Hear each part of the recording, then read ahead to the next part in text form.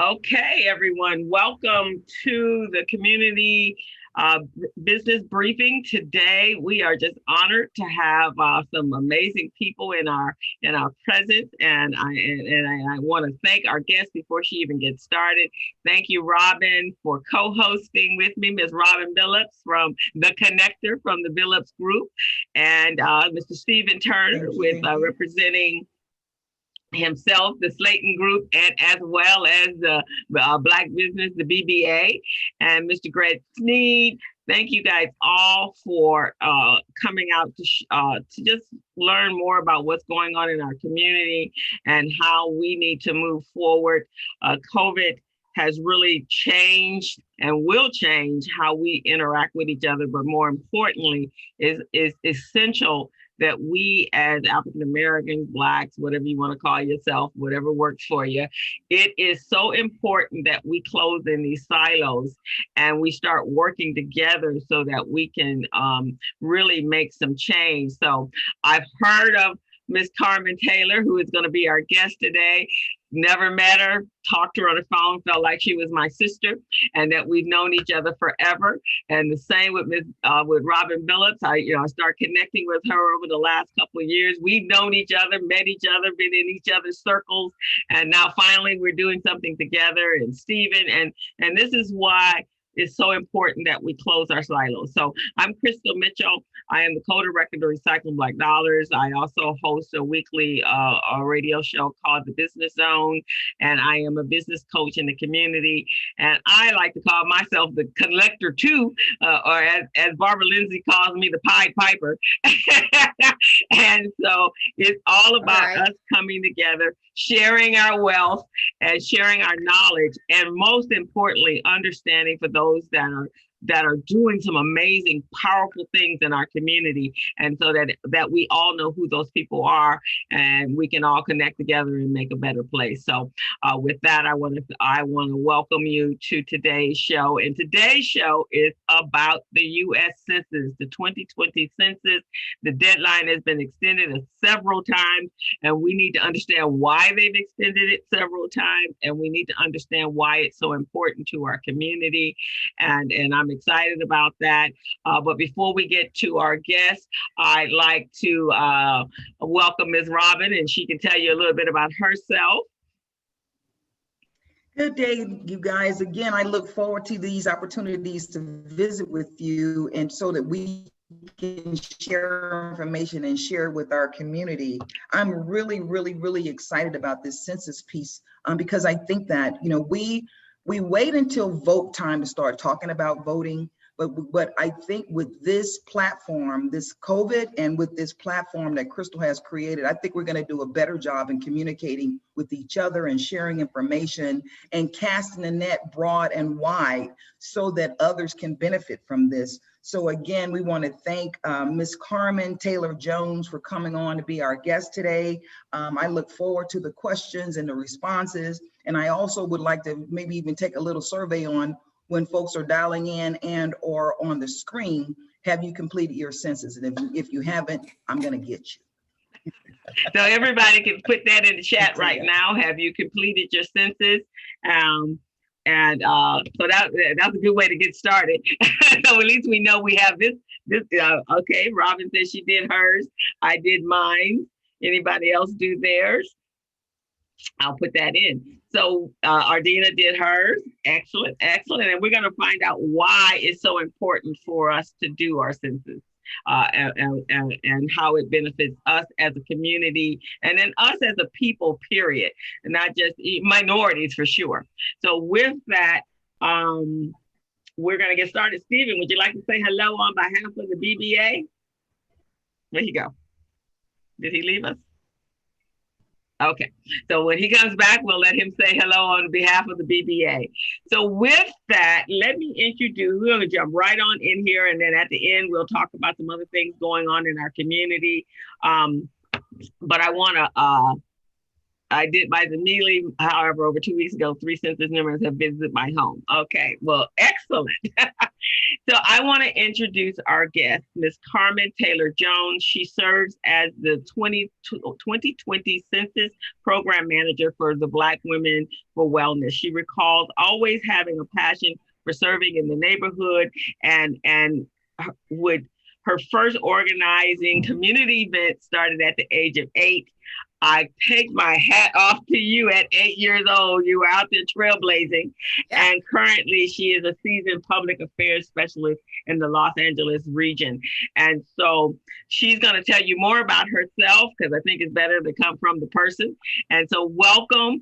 And we are excited to have you, Miss Carmen Jones, Taylor Jones. Well, first of all, welcome. Thank you so much. It's an honor to be here with you this morning.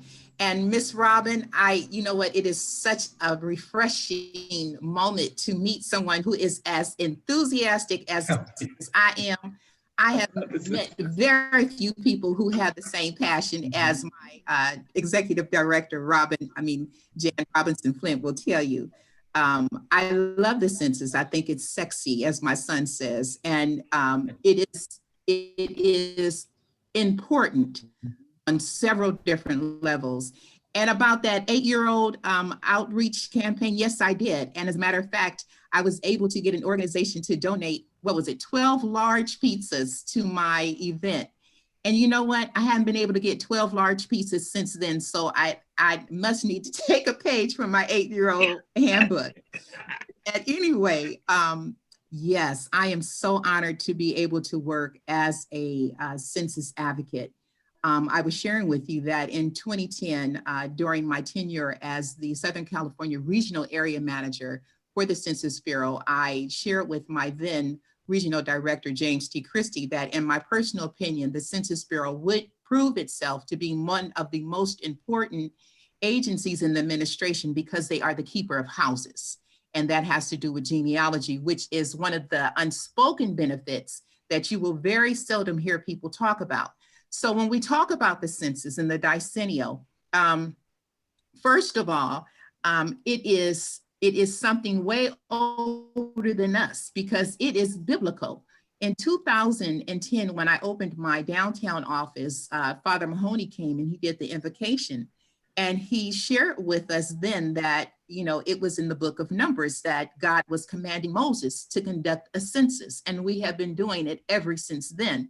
And the reason is the same, to take account of those who are in the community and also to have a running tab so that we can always know of those young men who were able-bodied and old enough to go to war. So to this moment, men, and specifically young Black men, we already know that we undercount them at a rate of 2 to 1.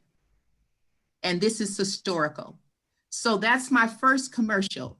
For all of us who are on there, if you have any young men in your lives between the ages of 20 and 30, make sure that they have been counted in the census. We miss them all the time. A lot of them are in between houses. We got girlfriends, we got baby mamas, we got mom's house, we got other places. And no one realizes that they haven't been documented. So please, first of all, and seriously, make sure that the young men in your life have been accounted for. Because my slogan for the 2020 census is document your existence. It is so much happening in this 2020. When we look back over the history books of 2020, I know I'm gonna be there. And I am saying this census is like none other. Document your existence, even if you know people who have immigration issues. I tell them, do not let anyone rob you, especially behind fear, of the opportunity to document your existence. We are not counting immigrants, we are counting residents. And there is a very big difference between being a resident and an immigrant. A resident, I can check into a hotel tonight and I am a resident of that hotel. So wherever you stayed here in the United States on March the 30th, April 1st, which was Census Day, you were a resident and you need to be documented. And everybody in that house where you stayed. So the census is about power. Yes, it is. Every 470,000 people equal one congressional district. The real issue with the counting is that congressional district comes complete with money and resources and all of those good things. And they will continue to draw the lines and push those lines out until there are 470,000 people in this circle. Well, in my community, because we are extremely diverse, we are probably maybe 30% African American, 65% Latino.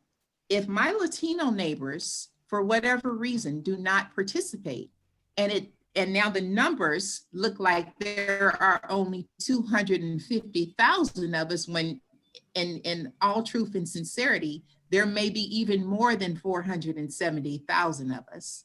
They will draw those lines out further and further. So now we don't have 10 elementary schools, we got 15. And now all 15 of those are going to be underfunded because now we got more kids and less money. So that count becomes extremely important. I tell people all the time, it's like if I ask you to host a dinner party and you say, well, how many people are coming? You say, I don't know. I had no idea. Well, how do you prepare? Well, it's the same thing as our communities. We're all hosting these amazing buffets, and they got social services, they got healthcare, they got other issues in them. But how do we know how many people we're serving if we never count? So the count is critical. Power, yes.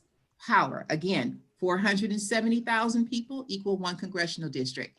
And when we go into these census decennial times, we always hear about California possibly losing a seat. Well, not in my neighborhood, because I know our last census records indicate that in my community, we have probably 2,600 people for every square foot. That's a lot of people compared to a Beverly Hills that has about 26 people per every square foot. So that count becomes extremely important. Power becomes extremely important. But like I said, the best piece for me is that ancestry, because after we establish the congressional district, I've worked for a member of Congress. That money's going to come. They're going to fund those schools. They're going to send money for social service programs. But who do we know that lives in that community? Every organization at some point, when they're looking at communities to build and to develop, they always look at the census documents. And those census documents need to be as credible as possible, because everything is writing on them. Right now, I was sharing with Crystal that back in May, we had a contract with My Black Counts. And, COVID has been, COVID threw this whole thing off. But what the good thing is that they were already prepared to do it online, which is something that the Census Bureau thought that they would. In 2010, there were conversations about whether or not we would ever have an online census. And the answer was definitively no, because they didn't feel like they could protect the integrity of the information with it being online. However, somewhere around 2015, that decision was changed, and the plans were developed to the president that it would be online. If it had not been online, this whole thing would have been stalled.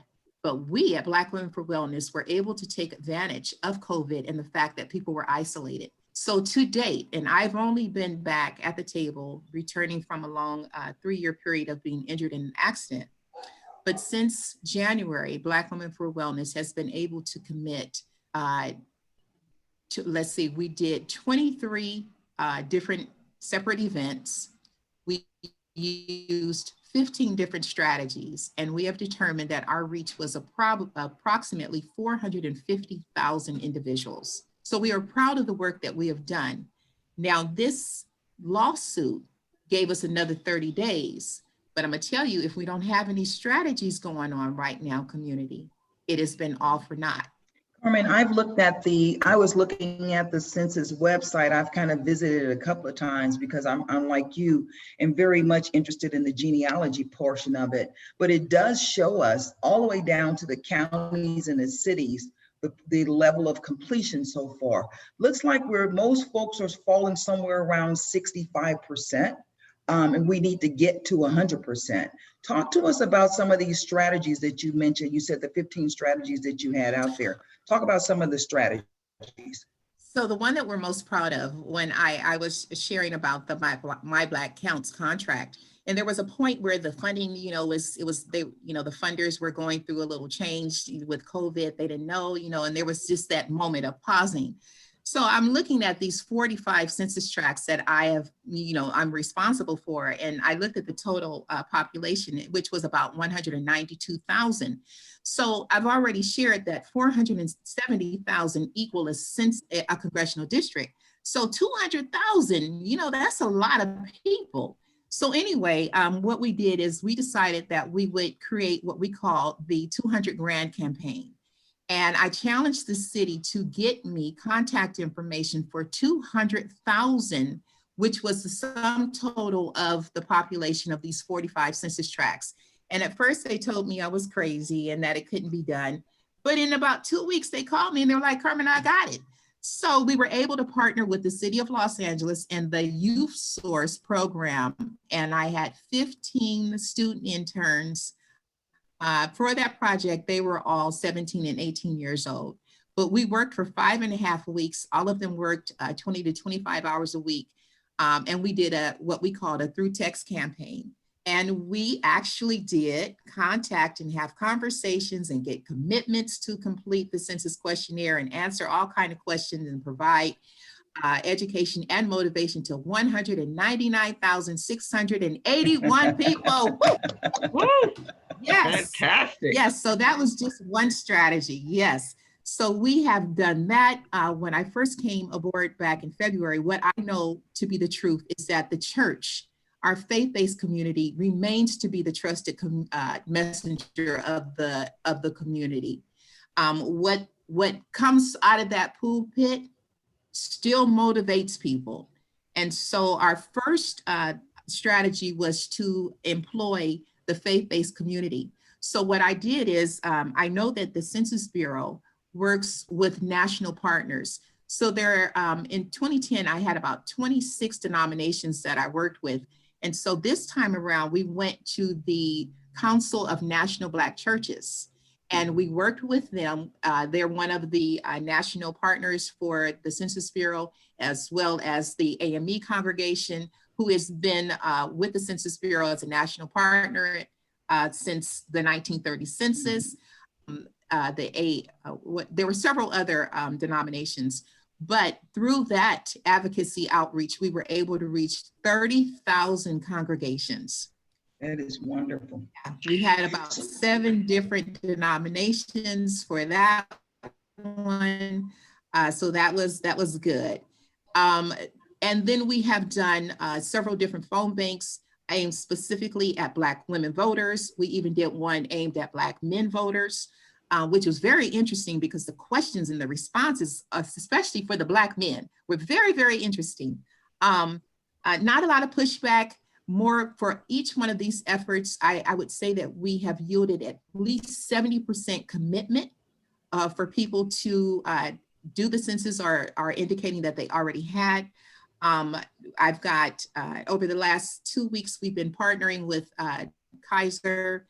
We've been tabling over at the Crenshaw Baldwin facility, speaking to a lot of people out there, commuting, still completing some census questionnaires, and also including voter registration, which is a whole bunch, another idea that, of course, demands a lot of attention. And I am looking forward to my closeout event, which will be my preschool sing-along. And of course, when you're doing these strategies, you got to make sure that you hit more than one objective. So with the education piece being my last piece, it is the wrap up. If I get the kids, I get the parents. So we started out with 20 schools. There's this cute little census song that has been written. I've sent it to all of our schools. And we are going to have a mass Zoom sing-along for the census song next week. And that will be our closeout for the census. So now what's the drop dead date? Last Friday, it was the 5th, it was Monday. Right. Friday, they went from Monday back to the 31st. So it's been vacillating, still not more than 30 days. But the issue is this: did we have a game plan when we asked for the additional 30 days? And I have found out that no, we didn't. So very quickly, good folk, we need a strategy, and we need it to be doing it. We need it to be moving today, because there are 34 census tracts in 9 neighborhoods that still remain in Los Angeles that are predominantly African-American. By predominantly, I mean more than 50%, just 9. But within those 9 neighborhoods, those 34 census tracts, there are 40,000 housing units that still have low response. And we need to get with those residents and get those questionnaires completed.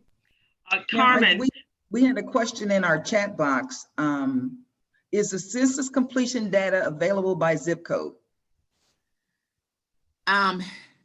So I don't know. My best answer is I'm really not sure, because for the census, of course, everything goes by census tract. However, within our community, we know that all of my work has been centered in SPA 6, which we know is comprised of 21 census tracts. So we can get to the zip code. It's just not the way that they break down the information. Correct. I've looked at that the report, and it's by city. It's by city and the census tract too. So you can get a pretty narrow view of what the current status is. Absolutely. Now, one of the suggestions that I have, and then I'm going to be quiet. I think that the affordable housing community, because of who they're serving and because of where those projects are located, it may be another place from a strategic standpoint. And then to property managers. Absolutely. These people that manage these, that manage these. Go ahead. I'm sorry. You're right. You're right on it. See right here. Property managers, you are absolutely correct. That was one of our strategies. So that's been one of the projects that the interns worked on. Was we worked with property managers. It is amazing how many property management organizations there are in our African-American community. And none of them African-American. How about that? How about that? Wow. I mean, so I've got about 15 different property management organizations within 35 different census tracts that we have called on, trying to ascertain what is their method and their mode of communication with their residents and their things. And if it is at all possible that the census messaging be included in that, whether it's something that they're dropping in their mailboxes, or maybe they're talking to them electronically by emails or whatever. However whatever that mode is, we have asked them that. That has been our ask. Absolutely. So Carmen, I remember in 2010 when they did the census at that time, there was like a massive street ambassadors in everybody's house, and it was my sister actually worked on one of the campaigns and some other relatives. But what has been the impact of COVID? Because right in the middle, when we would have been gearing up for the census, we then were impacted with being quarantined. And so has that limited some of or is that the reason for some of the low participation?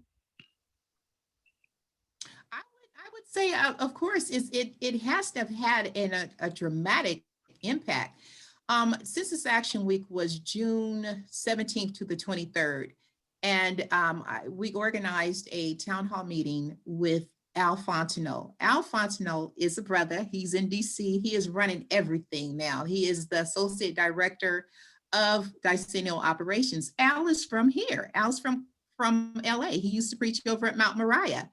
And in 2010, I had the honor of hiring Al for the Long Beach office, and then also hiring him as an area manager. And he stayed with the Bureau for all of those years from 2010. And now in 2020, he is associate director. And when we had him on, of course, we saw all of the recruitment that was going up pre-COVID. I mean, they were everywhere. You could not miss the Census Bureau. And Al shared with us that, as they were taking the steps to resume field operations that were slated to begin, let's see, that was August the 14th, the Census Bureau had collected 2.9 million applications, and they were set to hire 500,000 individuals around the country. So I know that in 2010, California alone, we hired approximately 160,000 people to administer field operations. So, people with COVID, even those who, were seasoned and had done decennial operations before, a lot of them were older and they now have health risk, and they were like, sorry, no go, can't do. And so you can see where the Census Bureau was pushed to find people who were willing to go out. And then they started, with this lawsuit conversation. So, they had to end up administering several different operations at the same time, like non-response, which usually has its own platform, its own time, its own window. And then we got group quarters, we have homeless. They were pushed now to lump all of those activities together. And those are different people who go out for those different things. So, my prayer really is for Al. I know that it wasn't supposed to go like this at all, but it is what it is. And I know that the Census Bureau has been trying to make it happen. But I know that it certainly has been impactful.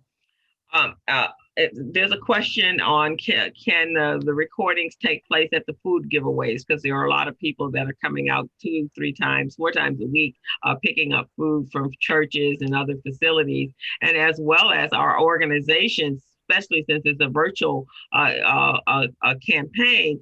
Maybe each one of us that are running various organizations, we can then push out that information. Recycling Black Dollars would have no problem with that. And I'm sure if we reached out, and I know the Urban League is already doing it. But there are so many other community-based organizations and it that are representing our community. It would seem, because we got a very short window now, that we should be able to do that. So is that possible? And the second question, can you talk about the data collected? I just know with what's going to happen post-COVID, the census and knowing how many people are being counted. We've had, 200-something thousand deaths in the country. The number of people that are homeless, what is 159,000 people that are living on the street. What are some of the other areas that when this data is used, that it helps us be able to have a better community or better place? I know schools are involved in that. Well, what are some of the other things for that the census data helps the states and the country to prepare for? Well, I read recently, this article, and this one line, it kind of summed it all up. And it said that when a community goes to the federal government and asks for funding, the first thing that they will look at is their census records. Really? And to read that, yes. So, we can act like it's not that big of a deal, but it is. It's everything. Because at one hand, you heard your president say the other day that there was nothing in the Constitution that said that the numbers had to be accurate. Did y'all hear him say that? Yes. That the census count didn't have to be accurate. Okay, I'll take that. But then if we got the federal government holding us to a level of competency and accuracy, there's some hypocrisy in that statement. So that means that it is beholding upon us to make sure that those numbers are as close to possible as close to credible as possible. So in 2010, what the Census Bureau did was they released what they call the American Fact Finder 2. The American Fact Finder 2 has approximately 2.1 billion pieces of data about communities throughout the United States of America. And I used to do these presentations for city managers that basically we could layer the information that the Census Bureau collects, and literally a city manager can see where the whole population of that city is from any given time during the daytime. You can see how the community moves. I mean, literally, where are people at 12 o'clock noon? Where are people at 5 o'clock in the evening? The information becomes that intricate where you can see where your community is. So now you can figure out, okay, I need more resources over here. I need more resources over here during this day, during this hour of the day. I need more schools in this community because now we got more kids that just moved in here. That census information becomes critical to almost everything that we do, from the roads that we travel to inside of our homes, how we live inside of our homes, because people want to feel intruded upon, especially by a question that says, well, how many people live in your house and how many times do y'all flush the toilet? Well, it doesn't make sense, that you would ask me that, but you got to remember this. If your community, let's say Carson was chartered back in 1950, and at the time of it being chartered, they had some 25,000 people. Well, now here in 2020, in that same Carson community, we have approximately 190,000 people. So the water mains that they used when they founded for the 25,000 people were this big. Well, now we need a water main this big. And for a while we were seeing water, the mains were breaking and busting under the ground. That's because they're being overwhelmed. It's more people than the infrastructure has kept up with. So that census data even goes down that deep, right, Robin? Even yes. goes down that deep. It becomes critical to everything that's happening on the ground. Honestly, it does. I remember years ago when everybody was migrating, and Kevin can attest to this because he's one of those migrators that migrated to Las Vegas to live, and they started doing rapid development in Las Vegas, and it got to a point that they were really concerned about the water lines because they had not anticipated the state or that area to have grown to the level that it was growing, and with the speed that it was growing, and it was a real issue with where they're going to be able to service the community. Kevin, can you address that? Because I think that was around the time you moved there. Absolutely, I will. That's exactly what happened. I can recall leaving in 2009, getting here in 2010. That was when the market was changing as far as Las Vegas thinking they could sustain a condominium, townhome, high-rise apartment type of market. It crashed. It could not sustain itself like Las Vegas, like New York. In doing so, when you see the cost per square foot back then, and you look at the cost per square foot now, yeah, those census numbers are playing a critical part in all kinds of demographic information as to the age portion. Do we need more senior housing? Talking about infrastructure. Well, the evidence of the migration to what I now call Calavadians is evidenced by all of the folks leaving and coming here. Say it's because of the Raiders, but the infrastructure that once was appropriate for Henderson, which is where I live, I now see Eastern as the main drag from Las Vegas proper to the south end of town. Now, those communities, Seven Hills, McDonald Ranch, Southern Highlands, Anthem, I don't care what your income is. I hope you have a good seat and a nice stereo system and air conditioning, because you will sit in traffic to get to that end of town to get home. Now we are widening the roads. The whole development of how many sewer lines we need to put in. That's important because I see it happening once again right now in Henderson. So um, I remember, and I'm seeing it again now. Robin, And I back to see you. that happening in Los Angeles. I mean, we're building, before COVID, you have the stadium in Inglewood. What's going to be that capacity and the number of people moving to Inglewood? And Robin, that's where you live. That is going to, and the traffic. I mean, how do you, if we don't know the number of people living in those areas? So I can see why it's so important. But now, I guess the question is, what do we need to do? What action item do you need from us in order to get this done by the 31st? So here we go. I've created a document, and I'll send this to you after the podcast is over so that you can disseminate it and forward it to all of the attendees.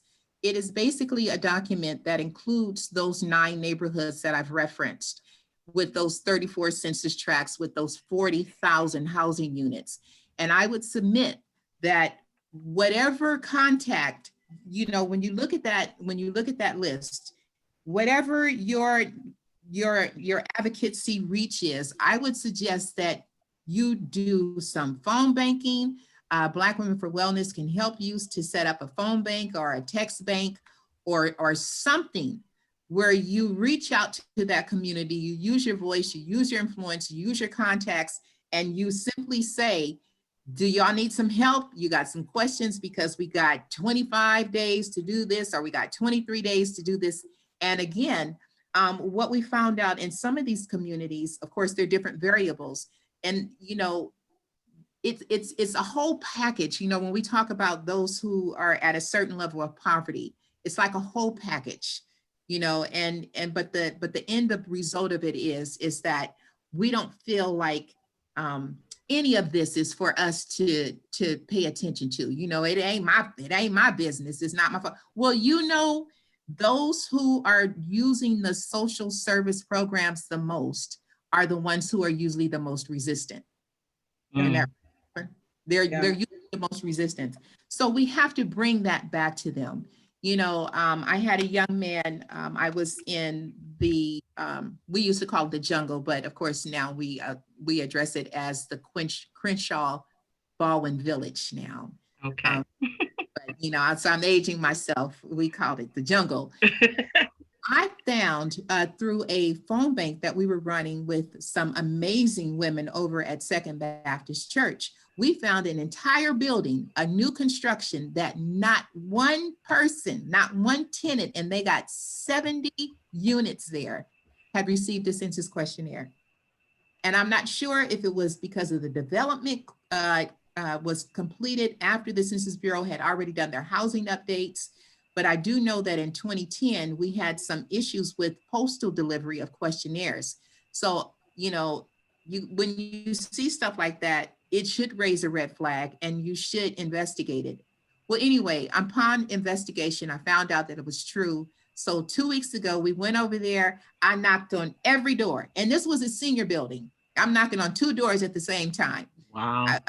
Day we went, yes. And the turnout was okay.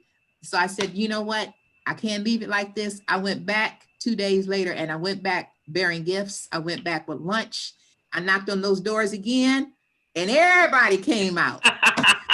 Incentive. Funny how that food will make people. Yes. So you got to come with something. That door to say, come on now. What you got? Come on now. And it was okay. I think I'm sorry, Coach. I think it's this kind of forum and this kind of platform, this kind of conversation that has to be had regularly, right?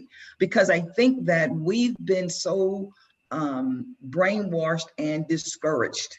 Yes. But we can't be discouraged because to your point, whatever we're discouraged about is something that we really should be fighting for. Absolutely. And so one of the things I wanted to ask you, with all of these young people having these smartphones, with folks having smartphones, even my 92-year-old mother has a smartphone, so how can we use technology, especially, look at this, fill out a census and get 2 free tacos. That's a good one, Greg. Hey, it works. Call Taco Bell. You know what? Because they do that. I know you may not have been serious, but see, you got to know. I'm always everything someone says. I'm thinking, hey, that might work.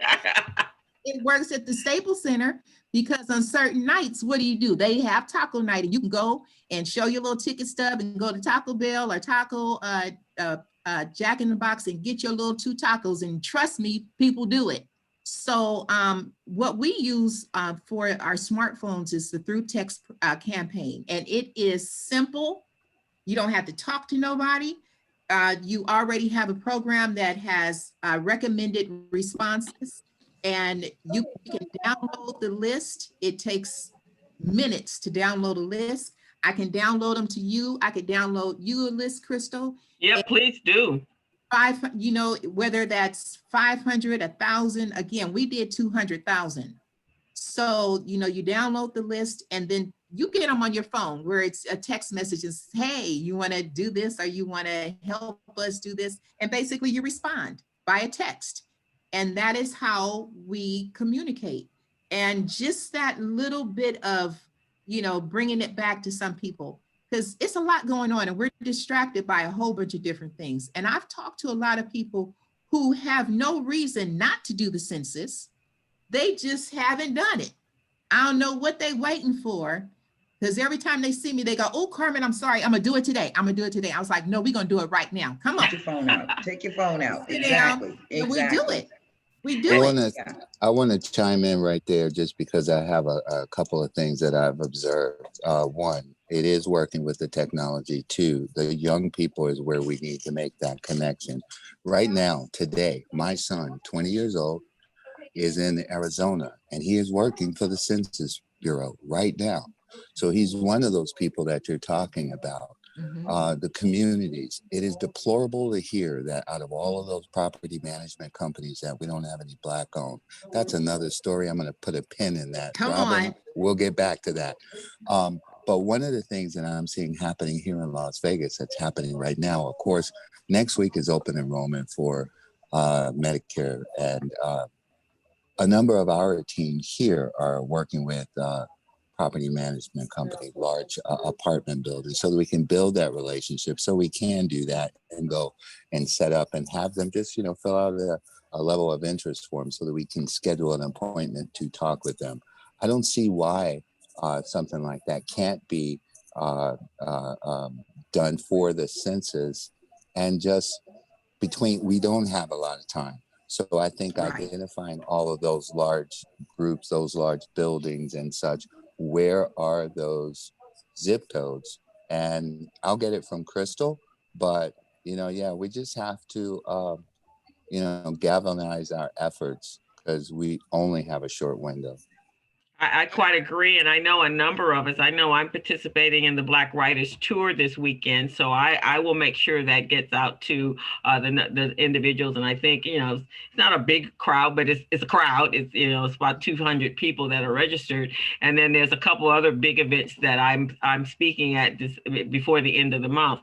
So I'm willing to do that. And also I have young kids that have been in programs of mine. If we have something that we can text, we can get the kids on it, like you said, using the kids to get to the parents. But I think it's really important. And I'm just thinking from March 16th, when we all went into this COVID, and the amount of money that has been distributed out through PPP and the EIDL loan, and also unemployment for the 30 million people that are unemployed, I think is probably what you said. This is the most important census that we will probably do in our lifetime. Right.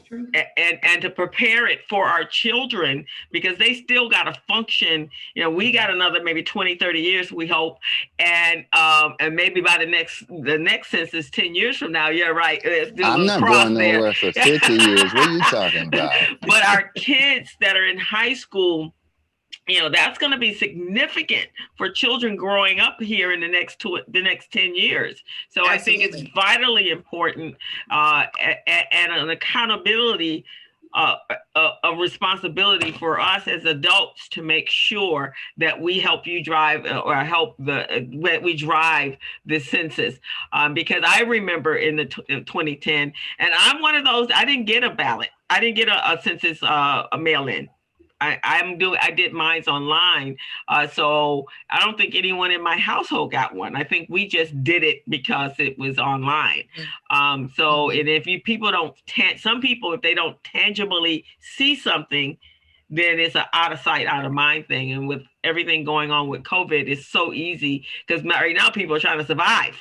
And so they don't see that impact. But I think, like Robin said, for those of us that are Pied Pipers and connectors and so forth, we can help them see this is beyond the fact that they want to just collect your information. This is how we're going to have housing, how we're going to have roads that we can travel on, how we're going to deal with the homeless situation, the medical situation after COVID, and all the things, and this election that's coming up, and what we've dealt with for the last 4 years. So so for me, it's a what we call it, a two-punch battle. So we get them for the census, and because we are so on this tail end of this critical election, we lure them with the census and we keep them for the election. So while I got you and I'm talking to you, check your voter registration status. At that same table where I was registering people for the last couple of weeks out at Kaiser, I had people, I was like, so have you checked your voter registration status? They're like, girl, I vote all the time. I was like, really? Okay, let's check it. I had people walking away shook. They were shook. One lady, she told me, she says, I always vote. Her status came back inactive.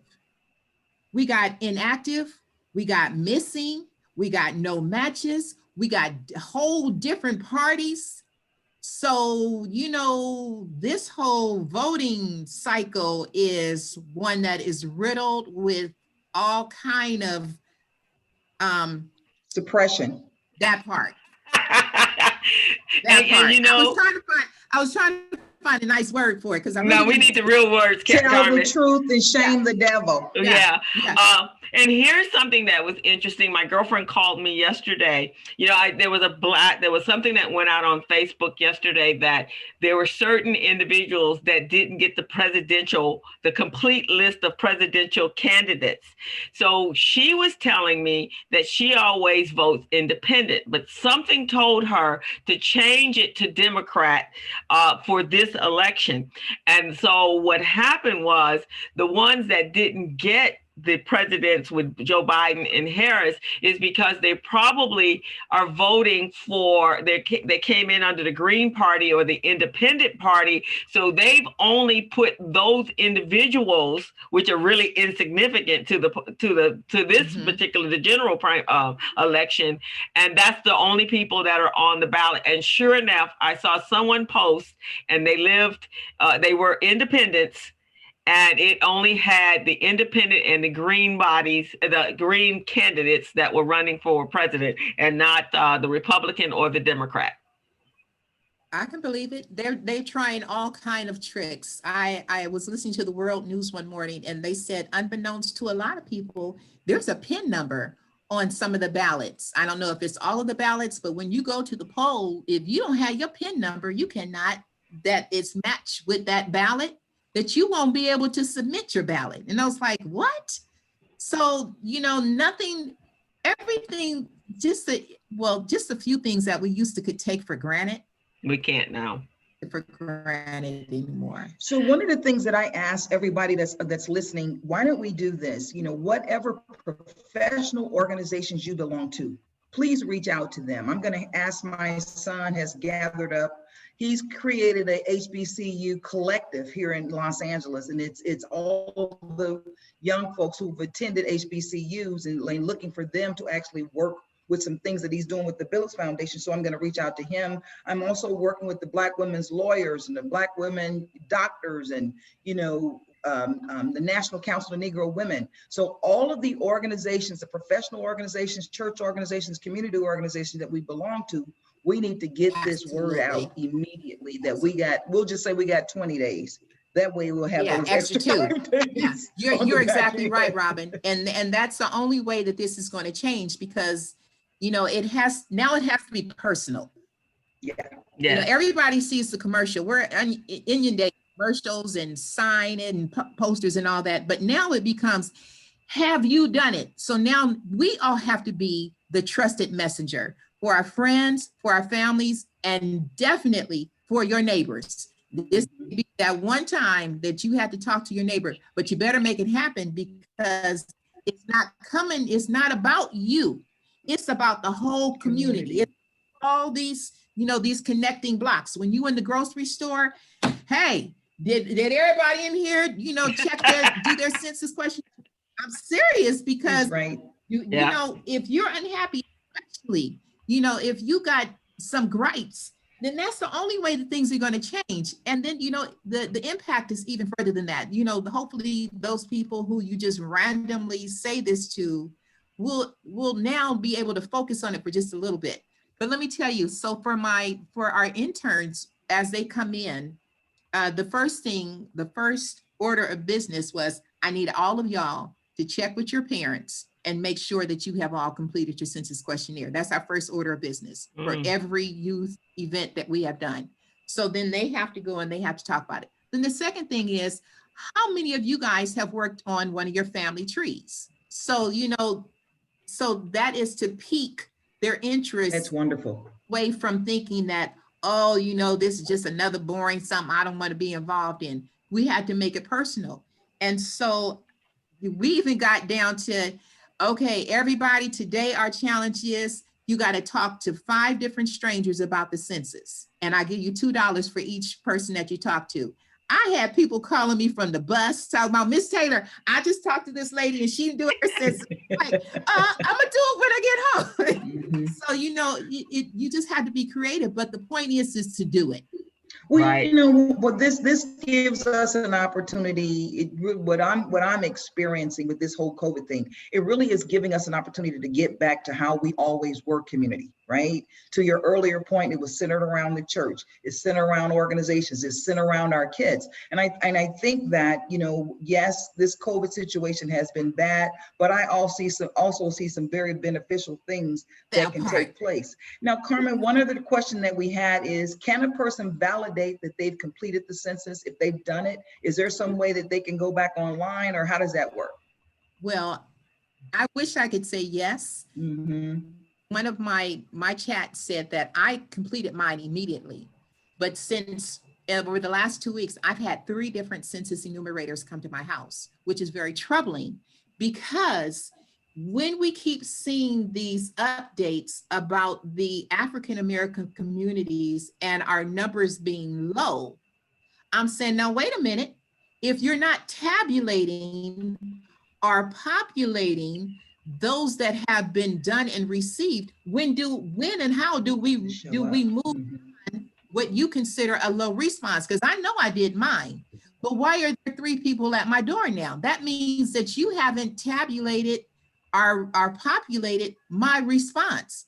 Well, when will that happen? And how you see where I'm going? Certainly. Because you keep telling me something that I don't know to be the truth, because for all of the phone banking that we've done, all of the text banking that we've done, all of the out of doors events that we've done, the response has been tremendous for Black folk. We have immediately, oh girl, yeah, I did mine already. And I believe that to be the truth. I mean, there's no reason why you got to lie to me about that. So I'm accepting that. But if that's the situation, then how is it that the information that we're seeing in the media keeps saying, oh, the African American community still hasn't done it, And you know, it's typical. That's what we always hear about the Black community. We don't respond when it's important. You know, we're just takers. We never give, or we don't do this. And we bear the cross of every ill that you know that America has because of the way that we move.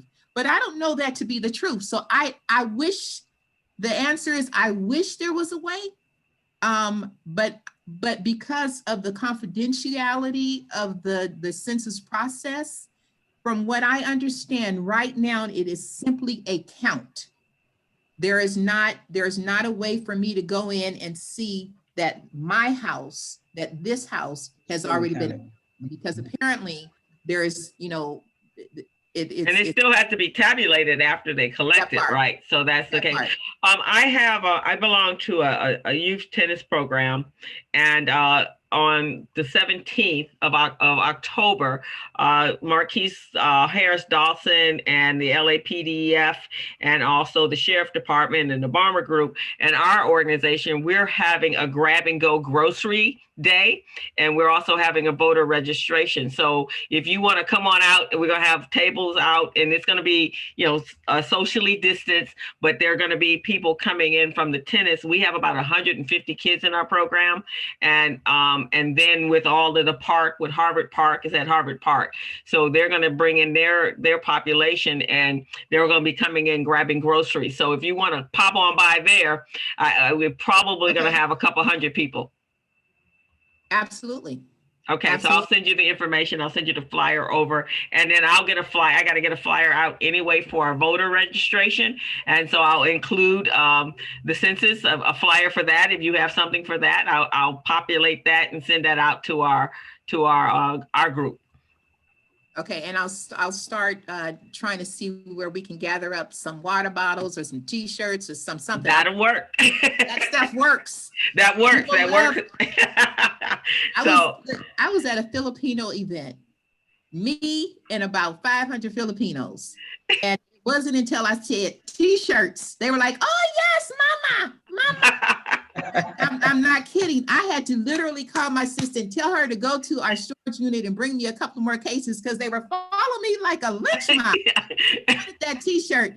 So T-shirts still work. Okay, so do water bottles and pens and all that other stuff. So I'll gather up some things. Yeah, gather up some stuff because we're giving out tennis stuff and they're giving food. So yeah, we can make that happen on the 17th of October. You had something? You said something else, Robin? You said the 17th of October. Yes. Yeah, one of the other questions is what prevents a census from being double counted? I don't know if we actually. Well, you know, we never talk about overcounts. You will never hear overcount in a census conversation. What you will hear is undercount. It's true. Look at cynical Greg. But I hear of an undercount all the time. And for me, even the undercount conversation becomes very interesting because how do you know? Right. How do you know? And it's caused me even to, you know, I've had to put a lot of consideration into me as a woman and as a Black woman. And when I looked recently at this article about the slave ships that were coming over to the United States, and the record keeping that they had was unbelievable. And I'm like, okay, well, when did we fall apart? Because none of them wanted to be counted, but apparently there are records that list every slave that was bought over and his tracking information. But now we have lost the capacity to know how many people there are, where these people are, what we're doing. And so now we got to ask the public to participate. So I still think that there are records that they can put together that basically tell them how many people live in any one community. And so, when we talk about undercount, it's like, I don't know, but I've never heard of an overcount. I have heard of a fear of duplication, but we got to get to that point first where that we know that we have at least gotten the sum total of people that we think would be in that community. But well, based on the report that I was looking on the census earlier today through October 7th, it looks like we're kind of almost tracking the same way we were across the United States. We're tracking the same way we did in 2010 to some large degree. And it looks like, as I said from the beginning, somewhere around 65% looks like the number per se. So we got a good another, 30, we got a good percentage of folks that we still can reach And I don't, and I'm personally speaking, I'm not even trying to look through the rearview mirror. I'm just trying to look forward. So, and what I love is that you guys have started to involve these young people, because the earlier we can get young people involved, the more they're going to own this and they're going to fix this, because they're technical folks, right? Right. And one of the things that I said even in 2010, and I'm saying it again to the Census Bureau, is that they do a horrible job of staying present. Most people think that the Census Bureau is only created for this purpose, for this decennial. But the Census Bureau is a permanent, fully functional, 365 days a year agency in the administration. And I personally believe that if they stayed a little visible somewhere in these 10 years, that they wouldn't have to reintroduce themselves every time we have a decennial, and people would understand. And all this conversation about the fear and all of that of giving their information might be tempered a little bit, because they're doing surveys all the day, all year, every day. There's a census questionnaire going to somebody's house.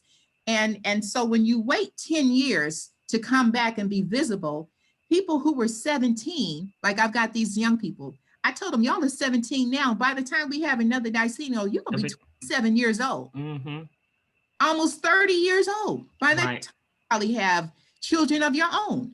So, you know, that is another conversation for us to talk to our elected officials, because our congressional members are those that are have the task of really organizing the census, how it is executed, what is on that questionnaire. And I really think that we need to have a conversation with them about the Census Bureau staying more visible throughout these 10 years, so that we can at least have a fighting chance of getting an accurate count. I quite agree. We're at 12 o'clock, and my goodness, this has been great. And the best part about it is, Carmen, we've talked about the personal relationship to us and the census. And here's a motivator that when you talk about genealogy, those of us that believe that we should have reparations, that's how you track back where you started and whose family was a slave, and now why you should be the one getting your $60 trillion. So that might be also a motivator. But I want to thank you so much, and let me know how I can help. Send me information, and as Robin said, we'll reach out to our groups. I'm going to mention this at the the Black Writers Tour on this coming Saturday, and I will mention it on my on the Business Zone. We'll have another conversation tomorrow, and then I'm just going to keep doing what I do as a Pied Piper and making sure it gets out. So send me whatever you need to give me, and I'm sure Robin will reach out, because you're absolutely right. We really have to push the census message, and thank you for making it so personal, so we could truly grasp why this U.S. Census matters to us.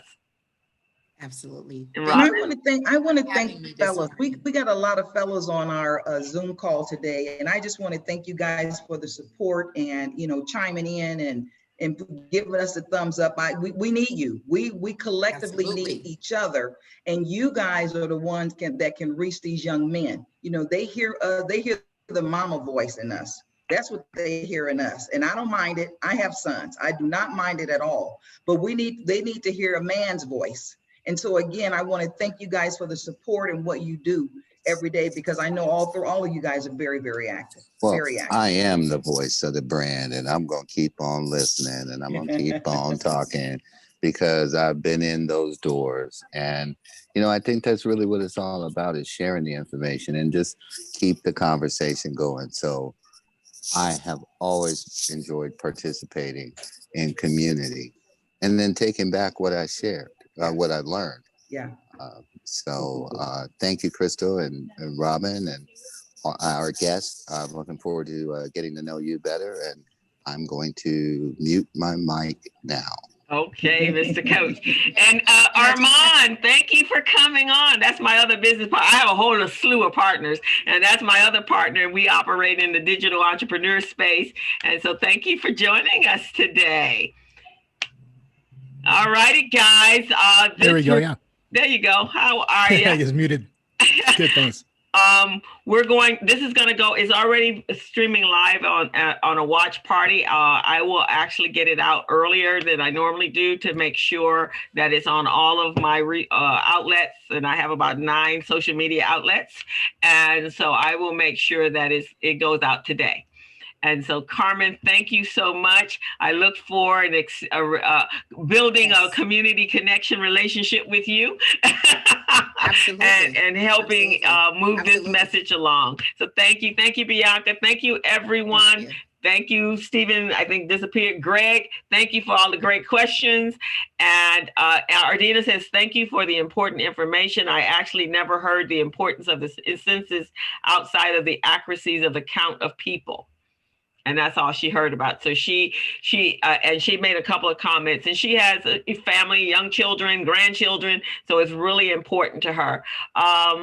Masonga says, so wonderful, Carmen. It just jumped. I am the California Redistricting Commissioner, so it's so very important to me. And Asher Masonga, can you call me? Because we'd like to have you on if you are redistricting committee. So give me your number so I can reach out to you and we can get you on also sharing the information that you have.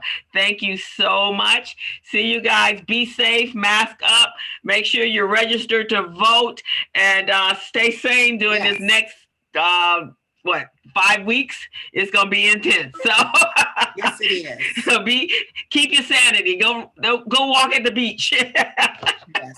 See you guys. Everyone. Bye, everybody. Bye-bye. Bye-bye. Thank you. Stop the live.